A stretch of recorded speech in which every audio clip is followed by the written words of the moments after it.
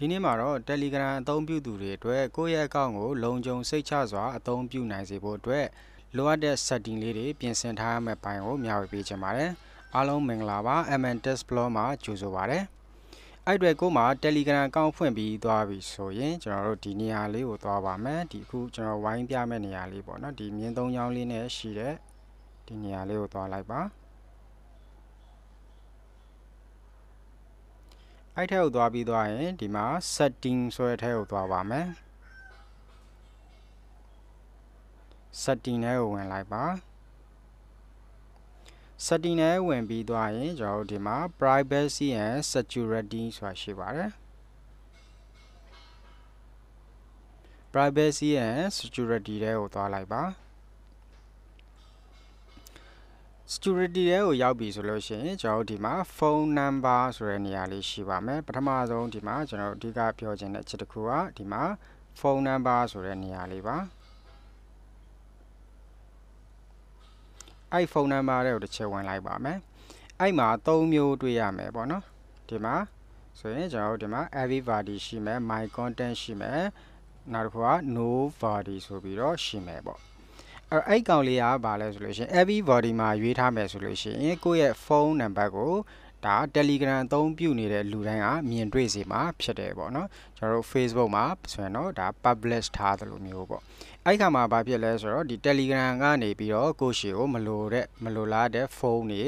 ဝင်လာတာမျိုးတွေကြုံတွေ့ရနိုင်တယ်ပေါ့နော်အဲ့အတွက်ကျွန်တော်တို့ဒီမှာ save ဖြစ်ချင်တယ်ဆိုရင်တော့ဒီမှာ my contacts ကိုရွေးလို့ရတယ်ပို့ပြီးတော့save ဖြစ်ချင်တော့ nobody ကိုရွေးပေးလို့ရတယ်ပေါ့ my contacts ရွေးထားမယ်ဆိုရင်တော့ကိုယ့်ရဲ့ contact list ထဲကလူတွေပဲကိုဒီဖုန်းနံပါတ်ကတွေ့သွားမှာပေါ့နော်တခြားလူတွေဝင်ကြည့်ရင်တွေ့မှာမဟုတ်ဘူး nobody ကတော့ဒါရှင်းပါတယ်ဘယ်သူမှကိုဖုန်းနံပါတ်ကိုတွေ့မှာမဟုတ်တော့ဘူးပေါ့နော်အဲ့တော့ဒါကတော့ကိုစိတ်ကြိုက်ပြင်ဆင်ထားလို့ရပါတယ်ပြီးရင်နောက်တစ်ချက်ကကျွန်တော်တို့အဲ့မှာchange အနေနဲ့ပေါ့နော် exception အနေနဲ့ကျွန်တော်တို့ရွေးလို့ရတာလည်းရှိတယ်ဒီအောက်မှာရှိတဲ့နေရာလေးပေါ့ဒီနေရာလေးပါအခုဆိုရင် always allow ဆိုပြီးတော့ဖြစ်နေတယ်အဲ့တော့ဒီမှာဆိုလို့ရှိရင်ကျွန်တော်တို့ everybody ရွေးလိုက်တဲ့အချိန်မှာ never allow ဆိုပြီးတော့ရှိရဲအဲ့မှာကျွန်တော်တို့ကဒီ change အနေနဲ့ဒီကိုခွင့်ပြုထားခြင်းတဲ့သူတွေကို contact list ထဲကခွင့်ပြုထားခြင်းတဲ့သူတွေကိုကျွန်တော်ဒီမှာရွေးပေးလို့လည်းရသေးတယ်ပေါ့နော်ဒါတွေကတော့ကိုစိတ်ကြိုက်ပြင်ဆင်လို့ရပါတယ်အဲ့လိုပဲဒီ my contacts ထဲမှာဆိုရင်လည်းကျွန်တော် always allow ပေါ့နော် allow အမြဲတမ်းခွင့်ပြုထားခြင်းတဲ့သူတွေတတ်မှတ်လို့ရတယ်ပြီးရင် never allow เนาะဒါလုံးဝပိတ်ထားခြင်းတဲ့လူတွေကို contacts ထဲကလူတွေကိုမှเนาะပိတ်ထားခြင်းတဲ့လူတွေကိုလည်းကျွန်တော်တို့ရွေးချယ်သတ်မှတ်လို့ရပါတယ်ဒီ nobody ကိုရွေးလိုက်တဲ့အချိန်မှာတော့ဒီ change အနေနဲ့ဒီမှာ always allowed ပေါ့နော်အဲ့တော့ကိုကဘယ်သူ့ကိုမှမမြင်စေချင်ဘူးဆိုပြီးပိတ်ထားပြီးကမှကို contact list ထဲကတချို့သောလူတွေကိုကိုရဲ့ဒီဖုန်းနံပါတ်ကိုတွေ့စေချင်တယ်ဆိုရင်တော့ကျွန်တော်တို့ဒီမှာ add user ကနေပြီးတော့လည်းရွေးချယ်ပေးထားလို့ရပါတယ်အဲ့တော့ဒီဟာလေးကတော့ဒါကျွန်တော်တို့ဒီ Telegram ဖွင့်ထားတဲ့ဖုန်းနံပါတ်ကိုဒါ public ချမလားဒါမှမဟုတ်ရင်ဒါonly me နဲ့သုံးမလားပေါ့နော်ဒါကတော့ကိုယ်စိတ်ကြရွေးလို့ရတယ်နောက်နံပါတ်2အချက်ကကျွန်တော်တို့ဒီမှာ profile photo and video ဆိုတဲ့နေရာလေးပါ profile video photo and video ပေါ့နော်အဲ့တော့ဒါကဘာလဲဆိုတော့ကိုယ့်ရဲ့ profile တွေကိုတင်လိုက်တဲ့ဒီ profile video တွေကိုဘယ်သူကိုပြမလဲဘယ်သူတွေကိုမမြင်စေချင်ဘူးလဲဆိုတဲ့နေရာလေးရွေးချယ်သတ်မှတ်လို့ရတယ်အဲ့မှာလည်းအတူတူပါပဲ everybody ရှိတယ် my content ရှိတယ်ပေါ့နော်အဲ့တော့ဒီမှာကိုကြိုက်တယ်လို့ရွေးချယ်သတ်မှတ်လို့ရတယ်အဲ့တော့ပြီးသွားပြီဆိုရင်တော့ကျွန်တော်ဒီမှာအမှန်ချက်လေးနှိပ်ပြီးတော့ထွက်လိုက်မယ်ပေါ့နော်ပြီးရင်နောက်တစ်ခုက call ပေါ့ဒီနေရာလေးပါ call ဆိုတဲ့နေရာလေးပါအဲ့တော့ဒါလည်းဗာလဲဆိုတော့ကိုယ့်ရဲ့ဒီ Telegram ကနေပြီးတော့ကိုယ့်ရှေ့ကိုဒီ call လုံးမဲ့လူတွေကိုကိုရွေးချယ်သတ်မှတ်လို့ရတယ်ခဏနေရာလိုပါပဲ everybody ရွေးထားမယ်ဆိုရင်တော့ဘယ်သူမဆိုကိုယ့်ရှေ့ကိုလာပြီးတော့ Telegram ကနေပြီးတော့ call လုပ်လို့ရပါမယ်ဒါမှမဟုတ်ဘူးဆိုရင် my content ရွေးလို့ရတယ်ဒါမှမဟုတ်ရင်နောက်ဆုံးကျွန်တော်ဒီ nobody ရွေးချယ်သတ်မှတ်လို့ရတယ်ပေါ့နော်အဲ့တော့လုံးဝကိုကဒီเนาะ safety ဖြစ်သုံးခြင်းတယ်ဆိုရင်တော့ဒါ nobody ကိုရွေးထားပေးလို့ရတယ်ပြီးရင်နောက်တစ်ခုကဒီအချက်လေးကလည်းရေးကြည့်ပါတယ် Telegram အသုံးပြုနေတဲ့သူတွေအတွက်အရန်ကိုရေးကြည့်ပါတယ်ဒီ group and channel ဆိုတဲ့နေရာလေးပါဒီ group and channel လေးမှာကျွန်တော်တို့ဝင်ကြည့်လိုက်တဲ့အခါမှာ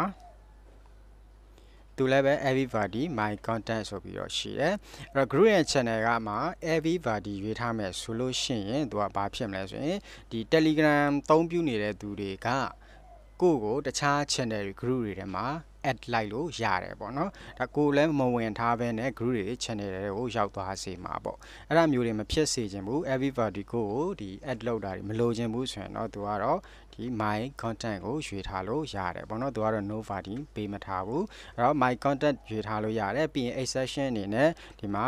allow ရဲ့နောက် never allow ရဲ့ဆိုပြီးတော့ထပ်ရွေးလို့ရပါတယ်เนาะအဲ့တော့ဒါလေးတွေလည်းကျွန်တော်တို့ဒါပြင်ဆင်ထားရမယ့်အပိုင်းထဲမှာပါတယ်ပေါ့เนาะ Telegram သုံးပြီဆိုတော့ဒီ setting လေးတွေကိုမဖြစ်မနေပြင်ဖို့လိုပါတယ်နောက်တစ်ခုပြောချင်တာကျွန်တော်ဒီမှာ passcode lock ဆိုတဲ့ဟာလေးပါ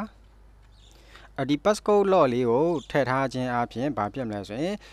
ကိုရဲ့ Telegram အကောင့်ကိုဝင်မယ်ဆိုတိုင်းကိုပေးထားတဲ့ password နှိပ်ပြီးမှသာလျှင်ဝင်လို့ရသွားစေမှာဖြစ်တယ်ပေါ့နော်အဲ့တော့ Telegram channel လေးကို Telegram အကောင့်ကို Telegram software ကိုဒါကျွန်တော် lock လုပ်ထားတာပေါ့အဲ့တော့ဒီမှာ passcode lock ကတော့လွယ်ပါတယ်သူ့တစ်ချက်နှိပ်မယ်ပြီးရင် enable passcode နှိပ်ပြီးတော့ကိုပေးခြင်းတဲ့ခဏန်းလေးလုံးရိုက်ထည့်ပြီးတော့ဒါကျွန်တော်တို့ခဏန်းလေးလုံးနှစ်ခါတူအောင်ရိုက်ထည့်လိုက်ပေါ့နော်ရိုက်ထည့်ပြီးသွားရင်ဒါကျွန်တော်တို့ဒီ Telegram ကိုဒါကိုပေးတဲ့ passcode နဲ့ lock လုပ်ထားလို့ရသွားစေမှာဖြစ်ပါတယ်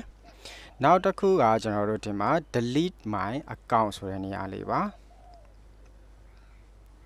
delete my account ဆိုတော့ဒါကိုရဲ့ဒီ Telegram account ကိုဖြတ်တဲ့နေရာလေးပေါ့အဲ့မှာ if away for ဆိုတဲ့နေရာလေးကိုနှိပ်လိုက်ပါမယ်1 month ရှိရယ်3 month ရှိရယ်6 month ရှိရယ်1 year ရှိရယ်ပေါ့နော်ဒါကဘာလဲဆိုတော့ကို Telegram ကိုကအသုံးမပြုဖြစ်တော့တဲ့အချိန်မှာ1 month ရွေးထားမယ်ဆိုရင်တလတိတိကိုကဒီ Telegram ကိုသွားမသုံးတော့ဘူးဆိုလို့ရှိရင်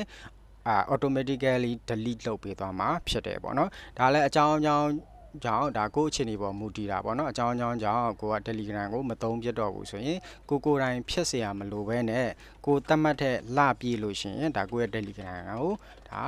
delete လုပ်ပေးသွားမှာဖြစ်တယ်ပေါ့နော်အဲ့တော့ဒီမှာကျွန်တော်1 month 3 month 7 month 1 year ကိုကြိုက်ရရွေးချယ်သတ်မှတ်လို့ရပါတယ်เนาะโอเคပါဒါဆိုလို့ရှိရင်ကျွန်တော် Telegram သုံးမဲ့သူတိုင်းဒီ setting လေးတွေကိုမဖြစ်မနေပြင်ဆင်ထားဖို့ကျွန်တော်အနေနဲ့တိုက်တွန်းအကြံပြုချင်ပါတယ်အားလုံးကိုကျေးဇူးတင်ပါတယ်